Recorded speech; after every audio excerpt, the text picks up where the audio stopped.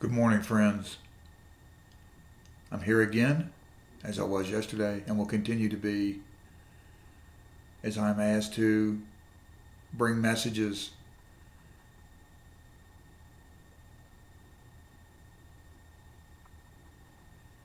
I'm continuously challenged by the idea that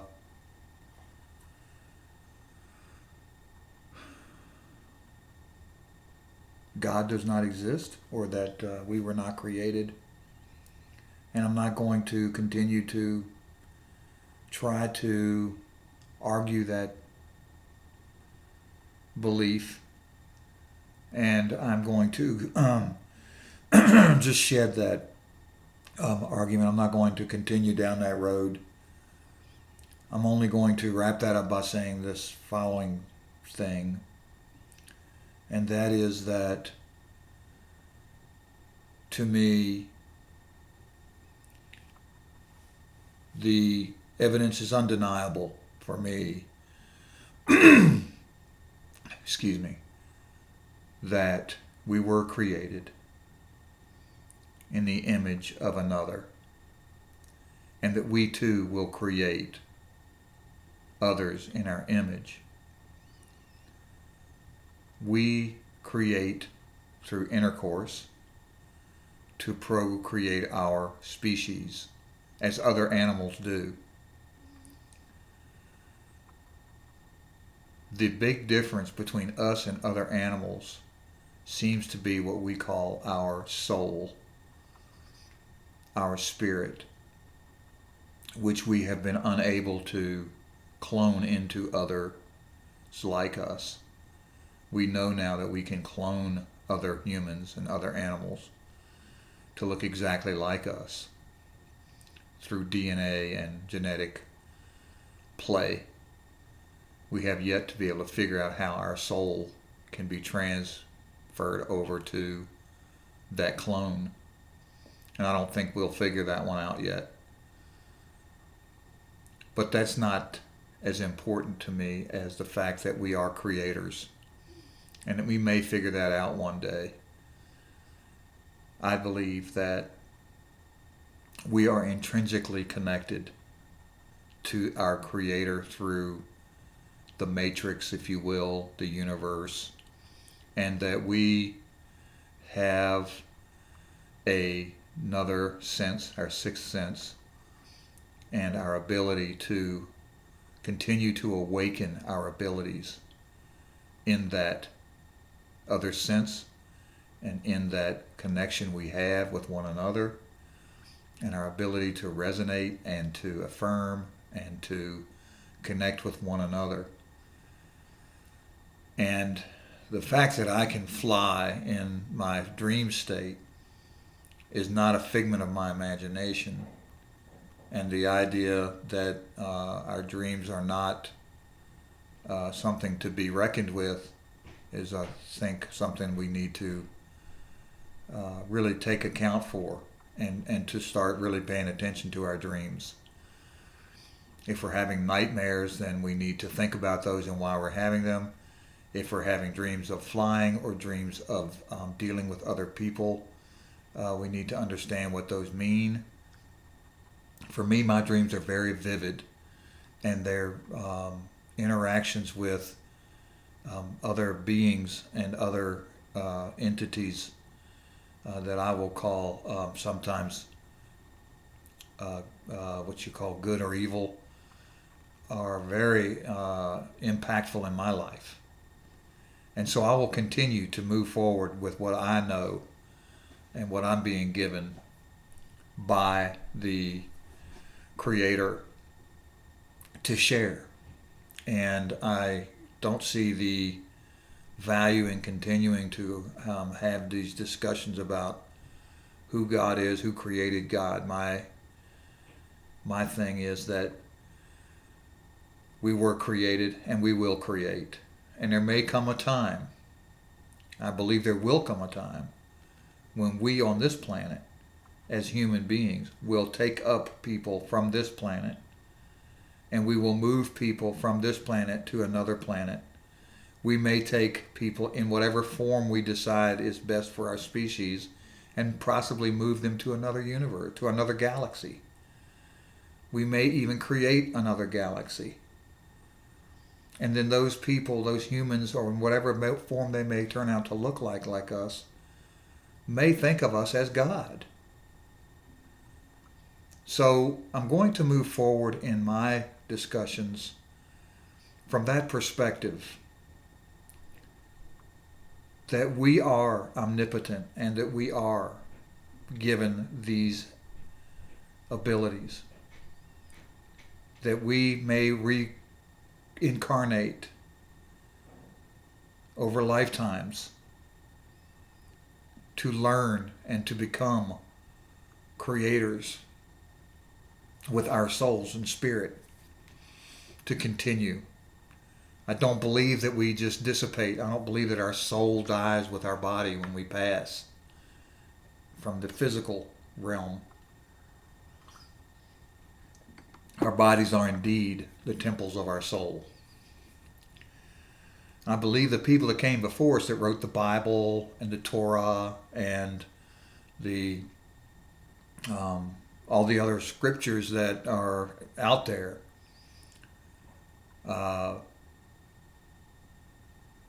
did not write those to oppress us or to instill fear upon us, but to share their knowledge in the form that they had to share it with us. And I believe that we will document our knowledge to share with others, like we're doing right now with these videos and all this technology that we have now, to be able to share what we believe we're receiving in our openness to the universe, to the ether, to be able to share and to continue to learn as we evolve our ways of thinking and our advancements. What we really need to get to, though, is over the thousands of years that we have been evolving as human beings, there seems to be a common thread that continues to be our anchor, our ball and chain. And that is our inability to unite as a species for the betterment of the species. And that's something that this book, the Bible, talks about relentlessly. And even then, when the religions of the world that aren't, based on the Bible, or they're based on other things, the Quran, the Torah, the other religions that even in here, this book talks about death in the name of religion. The Quran talks about death in the name of religion. These things are not in the best benefit of our species. However, the reason that I read from the Bible is, I've said to many of my friends, is that this is a mosaic of stories of people's trials, tribulations, and accomplishments over the history of our being, that even today, because we still live and struggle the same way people were thousands of years ago, have little tidbits of information and knowledge that help us to connect with those people of the past in trying to awaken our omnipotence. And going forward, I'd like for you to spend time with me from the perspective of where I have been coming at you with hope, with the honesty, omnipotence, pure love, and essence that the modern prophets are bringing to us, that they have learned and been teaching us as our mentors, that gave me the opportunity to write that book. That book right there.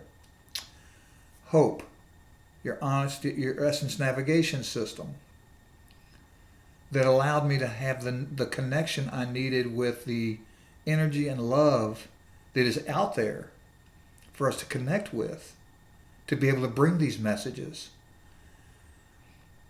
My mom got me started on that journey back in the early 90s, when she was learning about the child within, the essence that we now call the life purpose, our essence.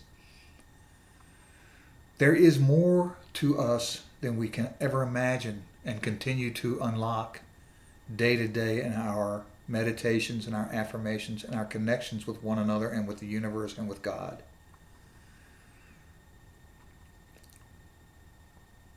I refer to my Creator as God. You can refer to whoever you want to, however you want to. It's my comfort zone to call this God. And the truth of the matter is that I will continue to do that. And if that offends you, I apologize. And I'm not going to apologize for that. You can call it whatever you wish. I'm not going to be offended if you call God the Matrix, if you call God the ether, if you call God whatever you want to call it. But I don't think there's anyone who is in any way in tune with your essence or in tune with your omnipotence that can deny that you are receiving information from that. And that when you sit still long enough, and when you meditate, and when you open yourself up to receive, that you are receiving that powerful love energy from that God being entity or whatever you want to call that. Okay? So for me it's God, and for many others it's God as well. So call him what you will. We get way too hung up in this discussion about that. So for me at this point, it is about the principles and about the connections that we make with that that's going to save us from ourselves in being able to bring this thing back to a place of harmony and being able to move forward. So with that, this morning I've already opened the Bible, and I've already randomly selected what I'm going to read this morning. Okay? And this is from Jonah. The prophet's first commission. Now the word of the Lord came unto Jonah, the son of Amittai, saying, Arise, go to Nineveh, that great city, and cry against it, for their wickedness is come up before me. But Jonah rose up to flee unto Tarshish from the presence of the Lord, and went down to Joppa. And he found a ship going to Tarshish. So he paid the fare thereof, and went down into it to go with them unto Tarshish from the presence of the Lord. But the Lord sent out a great wind unto the sea, and there was a mighty tempest in the sea, so that the ship was like to be broken. Then the mariners were afraid, and cried every man unto his God, and cast forth the waves that were in the ship into the sea, to lighten it to them. They cast all their valuables and wares. But Jonah was gone down into the side of the ship, and lay, and was fast asleep. So the shipmaster came to him, and said unto him, What meanest thou, O sleeper? Arise, call upon thy God, if be so that God will think upon us, that we perish not. And they said every one to his fellow, Come and let us cast lots, and we may know for whose cause this evil is upon us. So they cast lots, and the lot fell upon Jonah. Then said they unto him, Tell us, pray thee, for those whose cause this evil is upon us, what is thine occupation, and whence comest thou? What is thy country, and of what people art there? And he said unto them, I am an Hebrew, and I fear the Lord, the God of heaven, which hath made the sea and dry land. Then were the men exceedingly afraid, and said unto him, What hast thou done this? Why hast thou done this? For the men knew that he fled from the presence of the Lord, because he had told them. Then said they unto him, What shall we do unto thee, that the sea may be calm unto us? For the sea wrought and was tempestuous. And he said unto them, Take me up and cast me forth into the sea. So shall the sea be calm upon you, for I know that for my sake this great tempest is upon you. Nevertheless, the men rowed hard to bring it to the land, but they could not, and the sea was wrought and was tempestuous against them. Wherefore they cried unto the Lord and said, We beseech thee, O Lord, we beseech thee, let us not perish for this man's life, and lay not upon us innocent blood, for thou, O Lord, hast done as it pleased thee. So they took up Jonah, they cast him forth into the sea, and the sea ceased from her raging. Then the men feared the Lord exceedingly, and offered a sacrifice unto the Lord, and made vows. Now the Lord had prepared a great fish to swallow up Jonah, and Jonah was in the belly of the fish for 3 days and 3 nights. Jonah prayed unto the Lord his God out of the fish's belly, and said, I cried by reason of mine affliction unto the Lord, and he heard me. Out of the belly of hell cried I, and thou heardst my voice. For thou hast cast me into the deep, in the midst of the seas, and the floods compassed me about. All thy billows and thy waves passed over me. Then I said, I am cast out of thy sight, yet I will look again toward the holy temple. The waters compassed me about, even to the soul. The depth closed me round about. The weeds were wrapped about my head. I went down to the bottoms of the mountains. The earth with her bars was about me forever. Yet hast thou brought up my life from a corruption, O Lord my God. When my soul fainted within me, I remembered the Lord, and my prayer came in unto thee, into thine holy temple. They that observe lying vanities forsake their own mercy, but I will sacrifice unto thee with a voice of thanksgiving. I will pay that I have vowed. Salvation is of the Lord. And the Lord spake unto the fish, and it vomited out Jonah upon the dry land.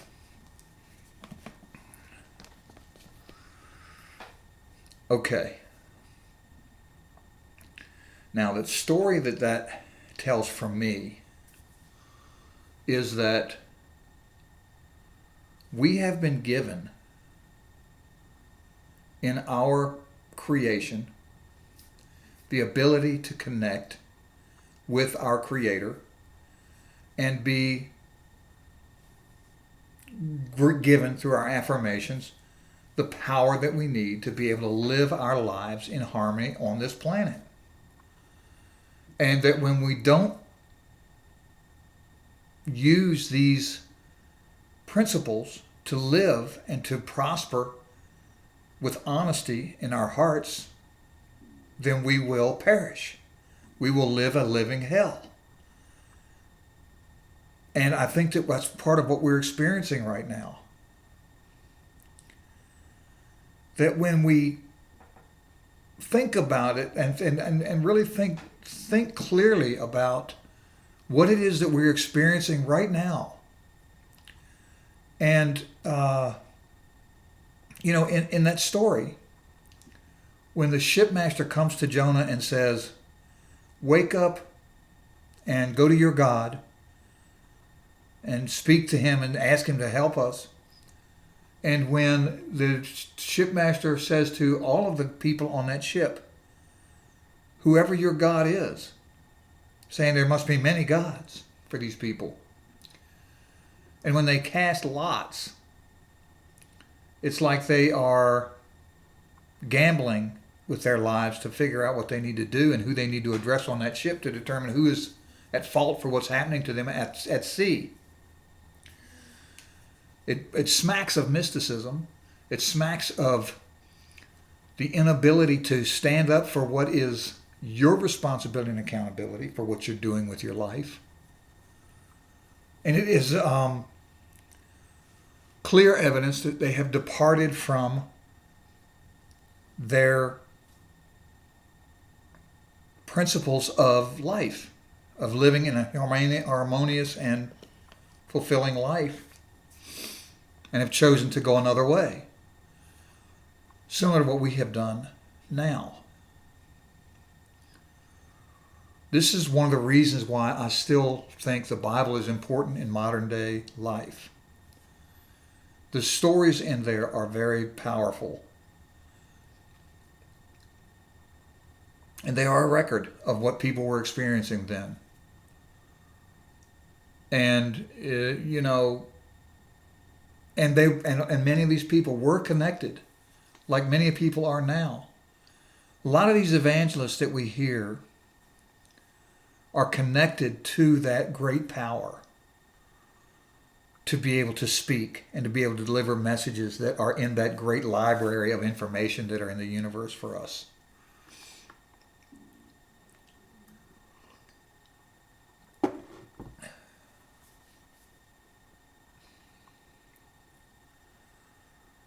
We bring calamities on ourselves. We were designed with willpower, freedom, and responsibility and accountability for what we do every day. One of the things that came to me that I really need to voice with you today, as I'm bringing this to a close in my message for you today, is this. And this is for the United States. Because I believe that we are the great experiment, because these countries around the world that continue to battle for thousands of years over the same old dumb damn arguments are not going to get us there. That's obvious. They've been fighting the same wars for thousands of years and not getting anywhere. Here's the message that continues to bring me to this point. And it's very simple. What we're seeing happening right now with this newly elected president is an extreme approach to harmonizing our brothers and sisters with our planet, if you will, and other humans that are ravaging our border. It's an extreme approach. The previous administration was taking the other extreme approach to stop all of this and for America first. My message to you is this: moderation. We must take care of our planet, and we must take care of our fellow man. And I know that seems like a duh, but do you not see, through honesty, if we can say with the checks and the balances that I was talking about yesterday, that if we get back to the principles of honesty, that we, as the American people, can check them and say, you are being too extreme in your approach. You are harming the people you are trying to help. It is on us as honest humans to assess what is happening, to connect omnipotently, use our power as humans to bring the balance back. We can do that. We must do that in order to avoid a calamity that is fast approaching upon us.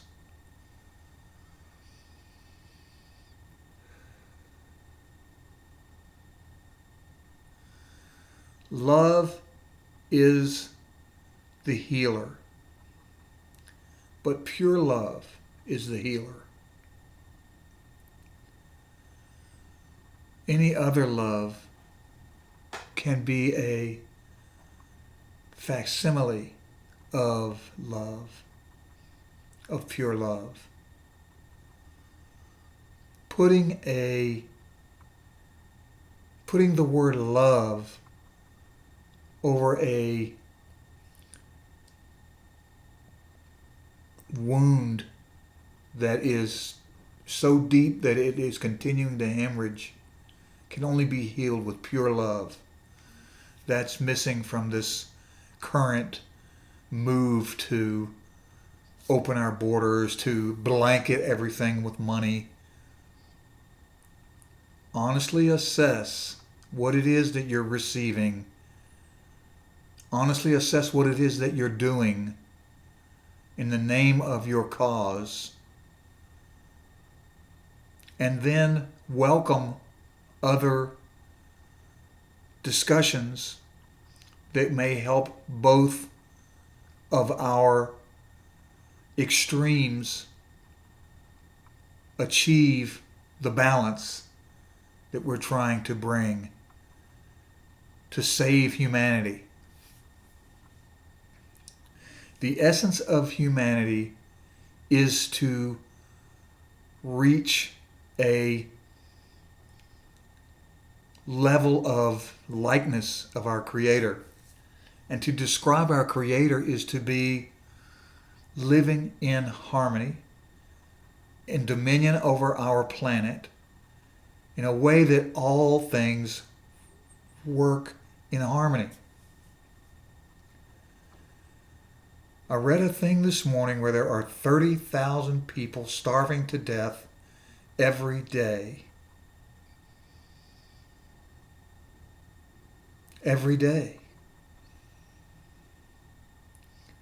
And no one seems to stop what they're doing, halt everything, and fix it. And yet, a virus with a 99% survival rate stops the world. Do you not see the insanity of that?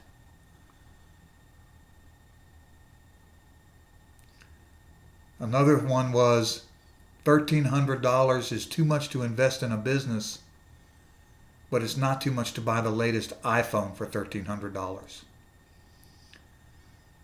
$50 is too much to spend on healthy food, but it's not too much to spend on a date in a restaurant. Consider what it would mean if the trillions of dollars that the United States is now throwing out there was honestly assessed for what it's being used for and redirected in other directions.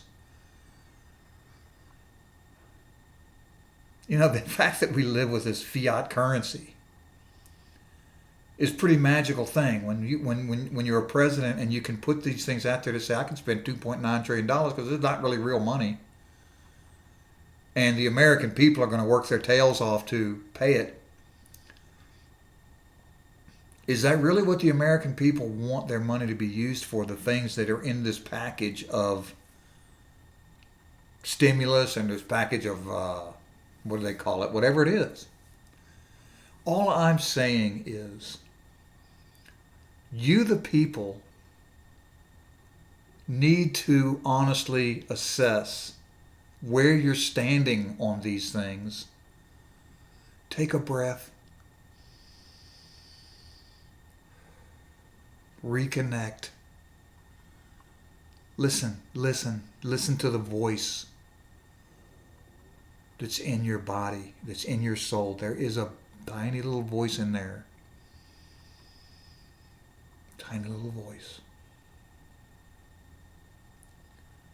If you need help reconnecting with your essence, contact me, Rick Mabe at livinghopeinstitute.org, and I will help you. I will help you. In the Spirit of Business is something that Cheyenne and Don Kramer started up, and you should get connected with that. They can help you, and I can help you to get reconnected. We are so divided right now because we have lost track. We have lost the basic principles of humanity in what we're doing. And we've allowed our leaders to become the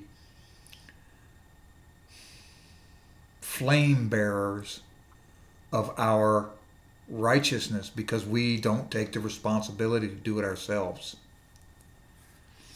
Guilty, guilty, guilty. We got our $2,800 stimulus check yesterday. And I'm looking at it and I'm going, I don't need this. Others need this, so we're going to do something with it. I'm not sure what yet. But why would you send me $2,800 that I didn't ask for, that I don't need? Again, this is part of this honesty assessment that we need to do as the American people. We don't need the government doing what they're doing right now to get us out of this thing. Did you vote for that? Did you approve that? Did you sign off a piece of paper that said, yes, I'm willing to spend $1.9 trillion? I don't think I did. I don't think that I myself would have elected individuals to the White House or to Congress who would say, Mr. Mabe, you have got to spend $1.9 trillion on this thing in order for us to survive as a species. I would have wanted to have some time to look at it. I would have wanted to have some time to talk to my representatives about it. I was not given that opportunity. Same thing with this new bill that's coming up that's going to spend $3 trillion on infrastructure. Supposedly, I'm hearing arguments that that's not really what this is. We elect our officials to be able to govern properly with limited invasions on my life. And I know I'm going down a rabbit hole a little bit here. This is a spiritual thing. But here's the piece of the spiritual thing that's so important in what we're doing, everyone. In order for us to get to where we need to be in the likeness of our Creator, we have to honestly assess. We have to live with honesty in our lives. We have to reconnect with that omnipotent power that we were given in our design. In order to do that, we must affirm the responsibility and accountability to be omnipotent beings with the greatest power ever that we have right now. We must re-embrace the pure love that we were given in the ability to embrace all. 30,000 people a day should not be dying of starvation if we truly love humanity.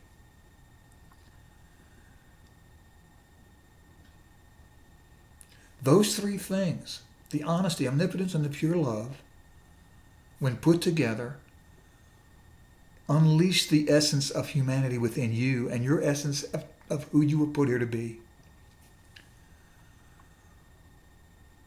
I can't stress this enough about why we're here and about what we are doing as we move to live a happy and prosperous life. I have gone through these arguments in my head for years and years and years and years. I will not be deterred. I will continue to bring these messages to you. Contact me or Cheyenne Creamer or Don Kramer. Do it as soon as possible. We have got Hope Institute and the We Care Partnerships Network going to help to move forward with all we're doing here.